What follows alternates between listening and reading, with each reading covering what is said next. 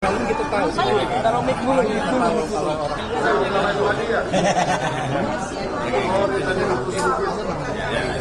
Oke, tadi nih agak tengah sini, coba melihat ikon bulu. Make ikonik ini. Oh, kenapa ini kok nggak bisa? Oke, assalamualaikum warahmatullahi wabarakatuh. Terima kasih kepada rekan-rekan media yang sudah memenuhi undangan kami. Yang pertama yang kami ingin sampaikan bahwa kehadiran kami di sini sebenarnya merespon apa yang sudah dilakukan oleh Saudara Joko Widodo dan sejumlah pendukungnya. Pertama pada tanggal 26 September yang lalu melalui DPP Partai Solidaritas Indonesia atau PSI, Ketua DPP-nya Ahmad Ali menyatakan meminta kepada Presiden Republik Indonesia untuk terlibat dalam kemelut kasus ijazah palsu Saudara Joko Widodo, termasuk kasus ijazah SMA Saudara Gibran Raka Buming Raka. Dan kemudian pada tanggal 2 Oktober 2025 yang lalu kita ketahui kubu Joko Widodo yang juga mencatut nama pendukung Prabowo Gibran dengan pro Jokowi, juga Jokowi Mania, mengadakan konferensi pers yang salah satu tuntutannya adalah menuntut klien kami, Pak Roy Suryo dan yang lainnya untuk segera ditetapkan menjadi tersangka.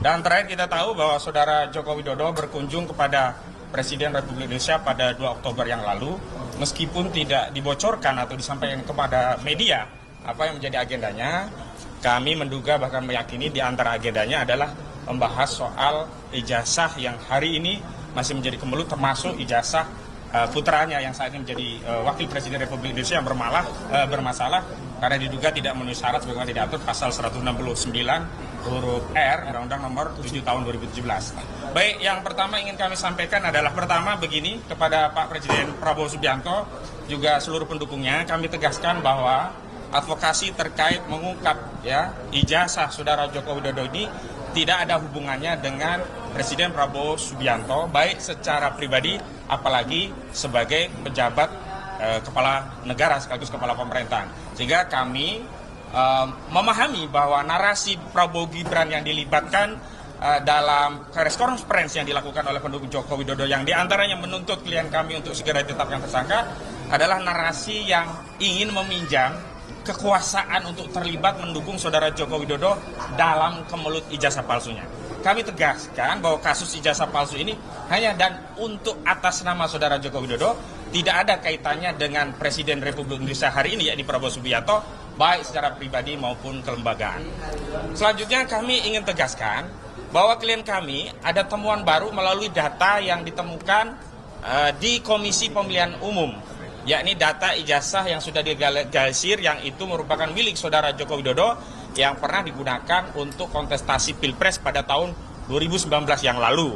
Nah, data ini mengkonfirmasi bahwa objek penelitian klien kami, baik yang menggunakan ahli digital forensik yakni Saudara Roy Rismond Sianipar, Dr. Rismond Sianipar, juga menggunakan pendekatan telematika dengan error level analisisnya Bapak Roy Suryo, itu mengkonfirmasi bahwa objeknya sama, dan karena objeknya sama maka kesimpulan yang sudah disampaikan kepada publik yakni 99% ijazah itu palsu atau dengan nomenklatur yang lain Dr. Rismond Sianipar menyebut ini 11.000 triliun persen palsu, makin kuat karena selama ini kan yang menjadi soal adalah Saudara Joko Widodo tidak pernah mau menunjukkan ijazahnya, Saudara Joko Widodo tidak mau objeknya, yakni ijazah itu diteliti, sehingga seolah-olah kami tadinya menduga ijazah yang digunakan untuk Pilpres itu ijazah yang lain. Maksudnya adalah ijazah yang tidak ada gambar kacamatanya. Tapi dengan penemuan dari Bonatua Silalai bersama Pak Roy Suryo itu mengkonfirmasi bahwa objek yang diteliti itu sama. Walaupun kami tidak menggunakan istilah identik lah. Biar identik itu kewenangan dari Bareskrim, tapi objeknya sama. Sehingga kalau objeknya sama, kesimpulannya juga sama, maka ijazah ini jelas palsu. Baik dengan pendekatan 99% dengan ELA maupun 11.000 triliun dengan analisis digital forensik. Yang kedua, kalau ijazah ini ternyata nantinya palsu, maka tuntutan kepada Polda itu bukan menaikkan status Pak Roy Suryo dan kawan-kawan menjadi tersangka.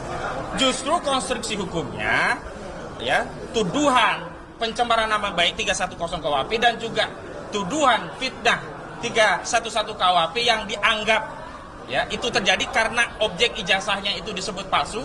itu gugur atau harus dihentikan, atau bahasa hukumnya di SP3. Jadi penyidik Polda semestinya justru wajib menerbitkan SP3, surat pemberitahuan pemberhentian penyidikan begitu. Sehingga apa, kasus ijazah palsu yang dilaporkan sebagai pencemaran oleh saudara Joko Widodo itu dihentikan di Polda.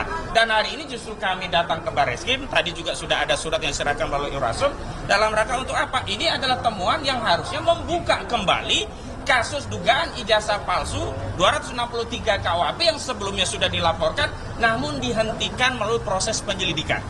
Tapi yang paling penting adalah nomenklatur penghentian penyelidikan itu bukan nomenklatur yang menjadi kewenangan penyidik, karena penyidik sebenarnya tidak punya kewenangan untuk menghentikan dalam bentuk surat keputusan seperti SP3. Karena penyelidikan itu kapanpun ketika ada bukti yang bisa ditelaah lebih lanjut ya bisa dibuka kembali. Karena itulah kami tadi juga melalui Irwasum, melalui Pak Rizal Fadila sudah mengirim surat dan nanti suratnya akan ditelaah lebih lanjut. Selanjutnya kami juga ingin menegaskan, semestinya kalau memang negara ini, bangsa kita dididik secara intelektual, semestinya narasi intelektual yang disampaikan oleh Dr. Rismon, Dr. Suryo dan kawan-kawan ini dijawab secara intelektual, bukan dengan ya statement yang bernada peyoratif. Misalnya kami menggunakan nomenklatur RRT, Roy Suryo, Rismon dan Tifauzia Tiasuma, tiba-tiba disebut teroris. Ini benar-benar tidak bermoral begitu loh. Memang benar kalau mereka merasa diteror dengan kasus ijazah palsu ini, sederhana dijawab dengan meminta kepada Presiden Joko Widodo, Presiden ke-7 Republik Indonesia, untuk menunjukkan ijazah itu. Sebenarnya yang membuat teror, yang memecah belah adalah keengganan saudara Joko Widodo untuk menunjukkan ijazahnya. Mulanya kami tidak tahu motifnya apa, kenapa tidak segera ditunjukkan, padahal itu sederhana. Tetapi setelah ada temuan di KPU, ternyata objeknya sama yang sebelumnya. Ya, Sandi dari PSI itu mengatakan itu bukan diperoleh dari Presiden Joko Widodo yang Presiden ke-7 ini, kami anggap tadinya ada produk lain. Tapi kalau ternyata produknya sama, wajar kemudian saudara Joko Widodo enggan atau tidak mau menunjukkan ijazah yang sudah dikualifikasi palsu melalui penelitian. Dan saya juga ingin tegaskan demikian, intervensi daripada masyarakat kepada institusi kepolisian itulah yang menjadi masalah di negeri ini. Karena itu tidak layak orang-orang yang mengaku pendukung Jokowi ini mengintervensi Polda untuk meminta-minta klien kami untuk dinaikkan tersangka. Justru sebaliknya hari ini Polda semestinya menghentikan penyidikan di Polda dan Barreskrim justru harus membuka kembali penyelidikan dugaan ijazah palsu melalui pasal 263 KUHP. Kenapa demikian? Karena mereka yang konferensi pers pada tanggal 2 Oktober yang lalu itu tidak punya legal standing. Statement tentang minta untuk naik status tersangka pada kasus pencemaran setidak-tidaknya baru bernilai kalau itu disampaikan langsung saudara Joko Widodo, karena dia selaku pelapornya yang merasa dicemarkan, direndahkan serendah-rendahnya, dihinakan seindah-indahnya, bukan gerombolan mereka yang kemarin kompres begitu, atau setidaknya kuasa hukum. Dan kami ya komunikasi baik dengan kuasa hukum saudara Joko Widodo, relatif elegan, tidak mengambil porsi yang bukan porsinya. Ini siapa mereka-mereka ini? Tapi karena mereka sudah berstatement di depan publik, bahkan terakhir mau demo dengan paket bikini, nah kami perlu ya merespon itu agar tidak dianggap kalau kami diam dianggap pembenaran atau persetujuan terhadap konferensi pers mereka. Dan terakhir, kami menghimbau kepada Bapak Presiden Prabowo Subianto yang sebelumnya juga pada tanggal 4 dikunjungi oleh saudara Joko Widodo. Bapak, kami memang butuh negara hadir. Tetapi kehadiran negara bukan mendamaikan kebatilan dengan kebenaran. Bukan kemudian diminta berkompromi bahwa ini ijazah palsu anggap saja asli. Tidak. Tapi jika ingin membantu rakyat ini, tolong mintakan kepada Presiden ke-7 Republik Indonesia, saudara Joko Widodo, untuk menunjukkan ijazahnya. Kalau memang ijazah itu asli, maka polemik ini bisa segera diakhiri dan warga negara ini bisa kembali rukun. Tapi problemnya adalah jangan sampai hasil penelitian yang punya kajian, punya basis saintis ini kemudian dipaksa berkompromi untuk menerima bahwa ijazah yang palsu itu dianggap asli dan diminta kita menghentikan perdebatan ini. Ya nggak mau, kita nggak terima. Karena Pak Roy Suryo dan Pak Rismon pun sudah komitmen bertanggung jawab penuh dengan hasil kajiannya. Terakhir kami informasikan, bahkan saudara Rismon Syani Parhasiolan meminta agar penyidik Polda Metro Jaya meneruskan pesan kepada pelapor, yakni saudara Joko Widodo, jangan cabut laporannya. karena effort yang sudah dikeluarkan untuk meneliti ijazah dan kemudian sampai pada kesimpulan ijazah itu palsu, jangan sampai dihentikan, tidak sampai ke pengadilan. Tetapi kami sebagai kuasa hukum, harusnya penelitian itu diproses melalui proses yang ada di Barreskrim dan tetap masuk ke pengadilan. Itu dari saya selaku koordinator. Selanjutnya kami minta Bang Rizal Fadilah untuk menyampaikan surat yang barusan disampaikan ke Irwasum. Oh ya, silakan. Jadi gini, Ya. jadi gini, ini kan menindaklanjuti proses tanggal 9 Desember laporan atau Dumas ya Bang Egy Sujana, sehingga tanggal 26 Mei kita ajukan juga ke Irwarsum dan Karo Wasidik, dan Irwarsum baru menjawab tanggal 25 September 2025 yang poinnya bertentangan dengan kondisi apa yang disampaikan oleh Barreskrim, identik, asli, dan bahkan menghentikan Dumas atau laporan yang tanggal 9 Desember dilakukan oleh Prof. Egy. Nah, bertentangannya apa? Irwarsum akan mengevaluasi laporan tersebut, kan bingung di satu wadah, satu tempat begitu. Nah, akhirnya hari ini tanggal 6 ini disampaikan oleh Bang Rizal Fadilah, menyampaikan kepada Irwarsum, isinya monggo sampaikan. Silakan. Ya, Bang Rizal. Ya. Assalamualaikum warahmatullahi wabarakatuh. Salam.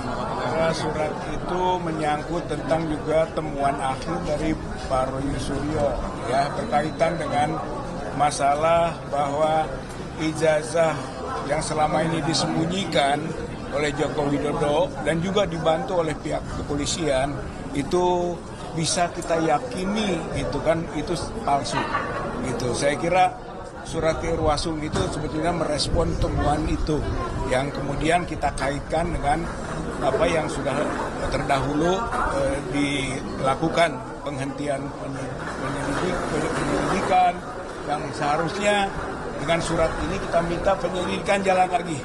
Gitu. Yang di Barreskrim ini yang ya? di Barreskrim. Saya kira itu memang yang kita adukan adalah Joko Widodo.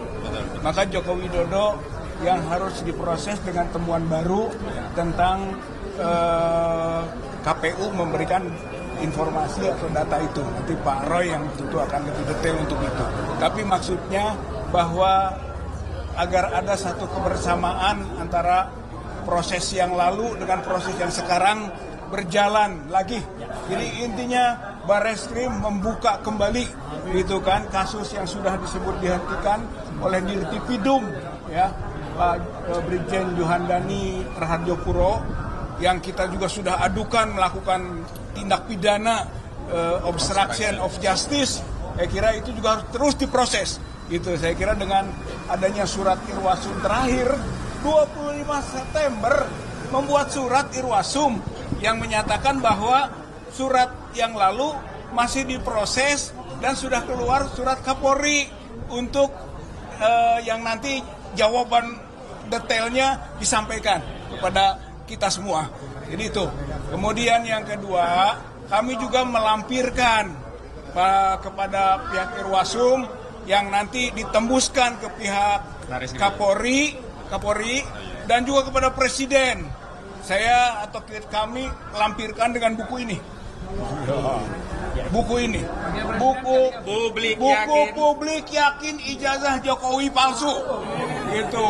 Dan ini juga termasuk di dalamnya ada analisis Pak Roy Suryo, Pak Rismon, Bu Tifa, semua ada di dalam.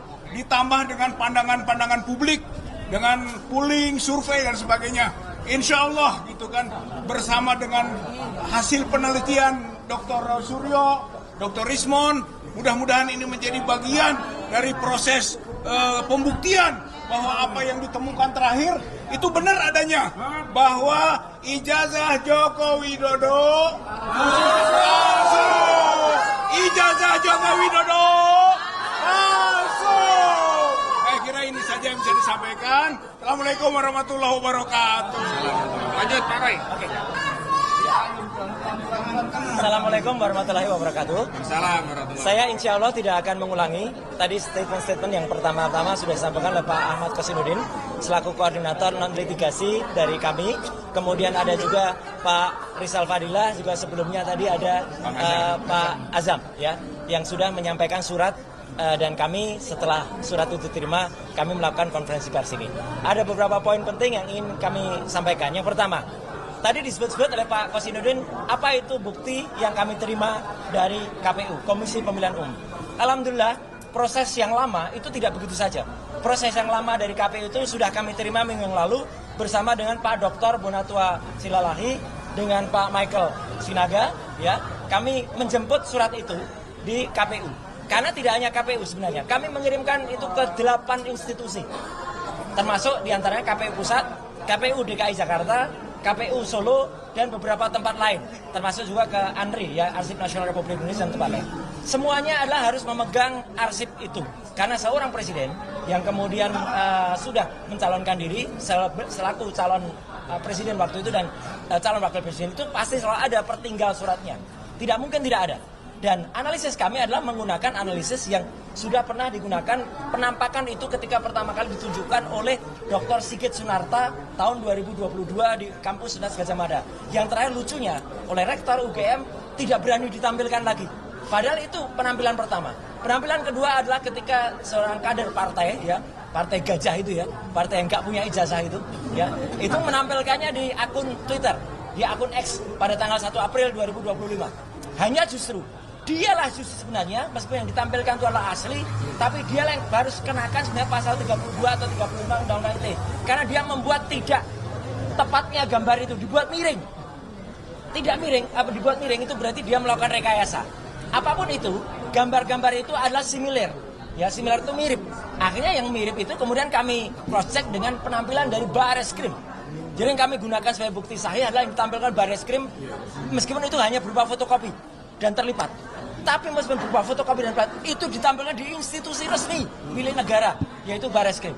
Itu kemudian kita analisis, kita perbandingkan dengan tampilannya, dan kita analisis dengan temuan ketika kami ke KPU menerima langsung itu dari KPU, dan itu sudah saya periksa juga sebelum saya berangkat kemarin ke Solo dan ke Malang, ya, itu adalah identik.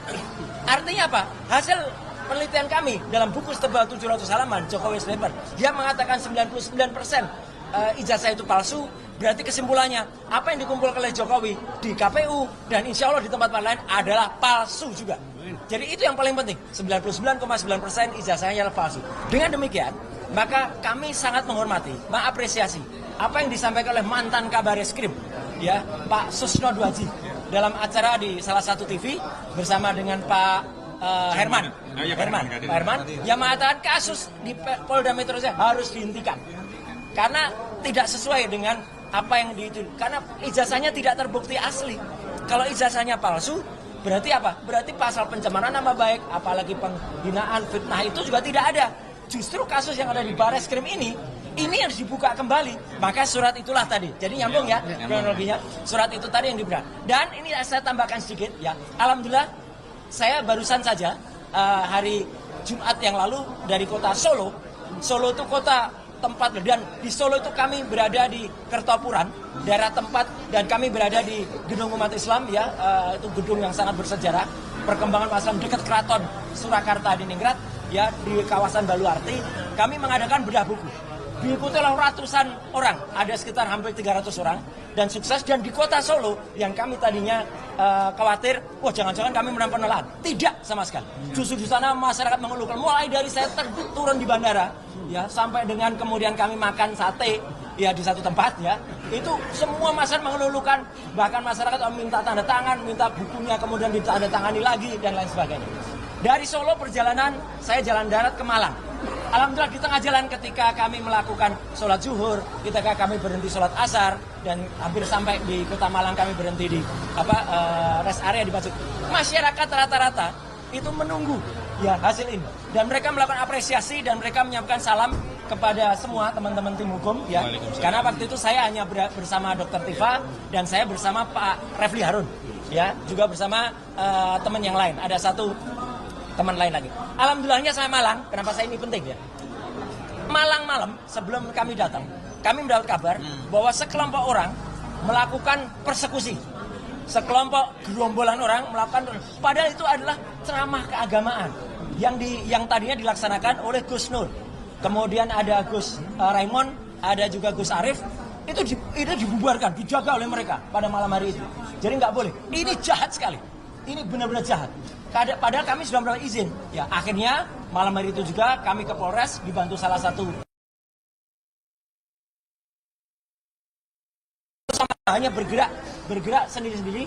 Ya, kami kemudian sampai kepada Polres dan kami sampaikan bahwa apa yang kami lakukan itu sudah sah. Alhamdulillahnya. Ini yang harus diketahui ya, karena narasi yang beredar kami dibubarkan. Pagi harinya alhamdulillah kami melangsungkan acara itu dengan sukses dan lancar banget di salah satu gedung, salah satu hotel yang ada di sana, tempat yang sama yang kami rencanakan. Lancar. Dan yang paling penting ya, dan juga teman-teman yang lain ya, Pak Azam dan lain sebagainya, itu harus diwaspadai. Kenapa? Apa yang mereka ancamkan, ya, mereka kemudian mendesak-desak Polda Metro Jaya itu sama sekali tidak benar. Ya, itu melanggar hukum.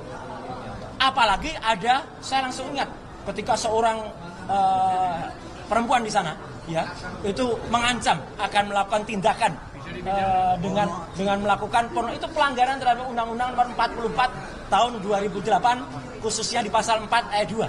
Saya kebetulan adalah narasumber juga di undang-undang itu. Ya gitu, ketika sebelum menjadi anggota DPR. Itu adalah tindakan yang melakukan porno aksi. Porno aksi adalah bagian dari pornografi. Dan itu kalau diterus-teruskan, itu bisa menjadi tindakan asusila nantinya. Ya, tahu nggak gambarnya asusila? Asusila itu kayak gini nih. Ini asusila ini. Seperti apa? Ini asusila. Asusilo. Asusilo. Itu ya. Jadi mereka mau asusila. Ya. Jadi kita tolak keras. Ayo rakyat Indonesia, ya jangan biarkan mereka melakukan tindakan porno aksi dan asusila semacam ini. Ya, ya dimulai ini. Jadi mohon maaf sudah azan. Jadi kita sampaikan.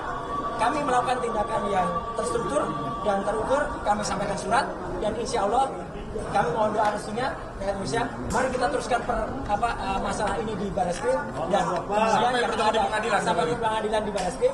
Tapi yang sesuai dengan ada yang himbauan dari semua termasuk mantan Kabar Reskrim yang ada di Polda Metro Jaya harus di SP3. Sekian, terima kasih. Wassalamualaikum. Salinan dari KPU dikasih. Jadi itu kabar bohong ya. Kalau ada orang-orang yang oh iya, itu nanti akan kita berikan sebagai salah satu opsi. Oke. Nah ini ya.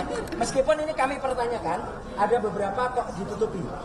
Jadi uji konsekuensinya itu lagi kita bersurat lagi dengan Pak Benatua dan Mas Michael itu yang ada di belakang sana. Kita lagi pertanyakan dan apalagi ini legalisasinya ini kan tahun 2019. Kita bersurat juga untuk yang legalisasi tahun 2014, itu sudah kita minta. Legalisasi tahun 2005 di Jakarta, legalisasi tahun 2010 yang ada di Solo juga kita minta. Ini juga kita lampirkan. Ya. Oke, saya kira itu dari saya. Kalau ada sekarang Bang Medi dulu. Nah, Bang Medi, kemudian Bang Jagir. Bang Jagir dulu atau Bang Medi? Saya dulu. Untuk sampaikan kalau teman-teman Asusila datang untuk menyerahkan surat agar perkara yang dibuat kepada tempat yang mengenai ijazah palsu itu agar diteruskan dengan bukti tambahan yang kita berikan. Kemudian sesuai juga tadi saya nggak akan ulang lagi kalau yang di Polda Metro Jaya ada juga salah disebut sama sekali ada dicabut. Jadi kuasa hukum di seberang sana masa untuk mentersangkakan agar memahami karena tidak ada dasarnya untuk meminta meningkatkan perkara seorang. Sekian dari saya, terima kasih. Bang Jagir. Bang Jagir. Ini mikrofonnya kok dipasangin. Sana ya, Pak. Oh ya, sip. Bang Jagir. Oke, rekan-rekanku, tadi rekan-rekanku yang lain sudah menyampaikan hal-hal yang penting. Bahkan sangat penting. Kita hari ini ada di Barreskrim seperti dijelaskan oleh rekan Koji dan Pak Riza Padilla tadi, udah jelas tujuan kita sini apa. Hanya saya mau menambahkan untuk yang di Polda Metro Jaya itu ada pihak-pihak saya sebutlah termul itu mengadakan podcast atau konversi itu mengatakan bahwa cenderung mereka melangkahi hukum, saya katakan melangkahi hukum. Tidak ada seorang advokat mengatakan si A harus ditangkap, si B harus ditahan, si C harus begini. Itu advokat yang ngawur namanya. Undang-undang advokat mengatakan kita di oposisi menebile. Mendampingi klien kita harus mengikuti koridor. Jangan lupa di Polda Metro Jaya itu laporan dari pihak Pak Jokowi itu 30 April 2005. Betul? Baru berapa bulan? Banyak perkara tahunan di Polda Metro Jaya tidak berjalan. Tidak mungkin ini tiba-tiba berjalan lebih cepat. Semua sama di depan hukum. Oleh sebab itu rekan-rekan dari sana, baik yang namanya termula atau siapapun itu, jangan mendahului hukum yang berlaku ya. Kehormati sesama hukum. Apalagi Anda, saya ketahui tidak punya legal standing. Ini info A1. Tidak boleh mengatasnamakan seseorang siapapun itu di bangsa ini dan bicara di konferensi pers dan terbuka seperti itu. Advokat kita dilindungi oleh undang-undang advokat, officium civile, profesi kita hormat. Oke, sebab itu sekali lagi saya tekankan, siapapun yang mengadakan konferensi pers tentang hal Polda Metro Jaya harus berkaca kepada undang-undang. Laporan itu baru masuk tanggal 30 April 2005. Sekarang baru berapa bulan? Perkara saya ada 5 di Polda Metro Jaya, 2 tahun nggak mandek. Ini sekaligus juga sesuai dengan misi Pak Roy Suryo dan Rismon dan Tipa. Polri ini memang perlu dievaluasi sekaligus. Ini kita ada di Barreskrim ini sekaligus reformasi penanganan perkara-perkara yang ada di kepolisian. Jadi program kita ini program berkesinambungan, bukan hanya untuk TPBU, TPUA, bukan di Polda, tapi semua kinerja Polri sekaligus kita amanahkan di sini. Ada Mas Roy soalnya di belakang saya juga, hanya Bang Rismon ada, nggak tahu di mana, di kampungnya barangkali. Tapi mendengar itu. Apa ini pesan untuk Pak Mahfud MD, Ketua Reformasi? Ya sekaligus, Ketua Reformasi Pak Mahfud MD dengarkan. Katanya Polri, kepolisian mau direformasi, monggo, kita senang sekali. Jadi tidak ada perkara yang 2 tahun mandek di Kamlek juga. Gitu. Saya kira begitu dari saya ya, penegasannya aja saya. Penegasan saya hari ini, mungkin ada yang mau tambahkan, monggo. Ada lupa, sedikit aja, sedikit. Maaf ya, sedikit aja. Jadi ada 2 istilah yang penting yang juga ini silahkan dicatat hari ini. Jadi kemarin kita mengapresiasi juga ya sebuah kejadian, tapi sebenarnya kita pertanyakan itu tujuannya apa? Karena ada gerakan namanya MBG. MBG dilakukan oleh Abu Bakar Basir. MBG itu menasehati bapaknya Gibran. Ya. MBG itu menasihati bapaknya Gibran, ya ini dia dinasihati dan harus bertobat. Yang kedua adalah kita menolak keras apa yang tadi mau diancamkan asusila ini ya,